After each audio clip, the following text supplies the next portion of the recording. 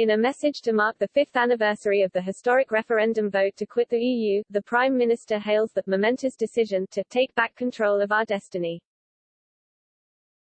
He also celebrates the advances already made in regaining control of borders and reaching out for new trade deals across the globe. Mr. Johnson said, 5 years ago the British people made the momentous decision to leave the European Union and take back control of our destiny. This government got Brexit done and we've already reclaimed our money, laws, borders and waters.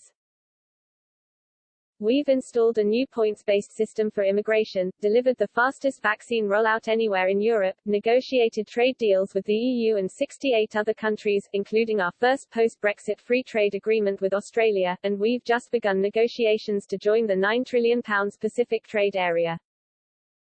Now as we recover from this pandemic, we will seize the true potential of our regained sovereignty to unite and level up our whole United Kingdom. With control over our regulations and subsidies, and with free ports driving new investment, we will spur innovation, jobs and renewal across every part of our country. The decision to leave the EU may now be part of our history, but our clear mission is to utilize the freedoms it brings to shape a better future for our people. The UK government has agreed post-Brexit trade deals with 66 countries covering annual trade estimated at around £183 billion last year, as well as the UK-EU Trade and Cooperation Agreement with the EU worth an estimated £660 billion. Senior Tory MP Dame Andrea Leadsom, who played a leading role in the Vote Leave campaign in the run-up to the 2016 in or out referendum, also hailed the progress made since the Brexit vote.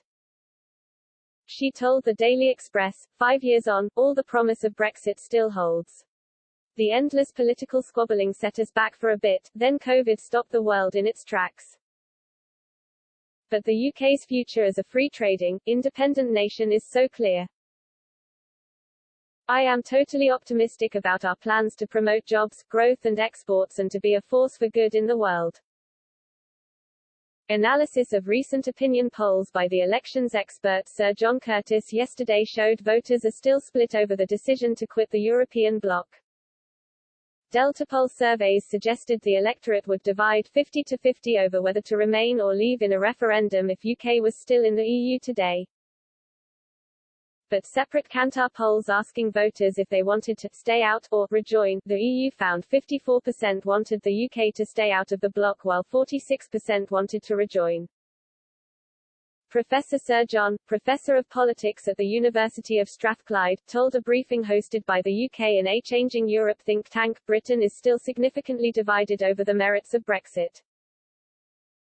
He added, on average, the most recent polls, pretty much all done by Delta poll, it's a 50-50 split. Ask people whether we should rejoin or stay out, you consistently find somewhat lower support for rejoining than for remaining, but we're still looking at a society that is pretty divided down the middle. The reason for that is that relatively few people have changed their minds. Basically over 4 in 5 people say they would vote in exactly the same way they did 5 years ago. Those people who didn't vote in 2016 have been pretty consistently 2-1 in favor of remaining when they've been asked their view.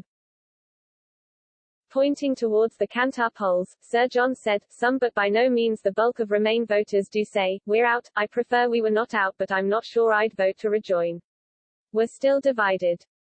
Professor Sir John added that the Brexit vote appeared to have revolutionised Tory support in the years since the referendum, with Leave backing former Red Wall Labour strongholds turning blue at the 2019 general election. The character of support for the Conservative Party, in particular, was little short of revolutionised by Brexit.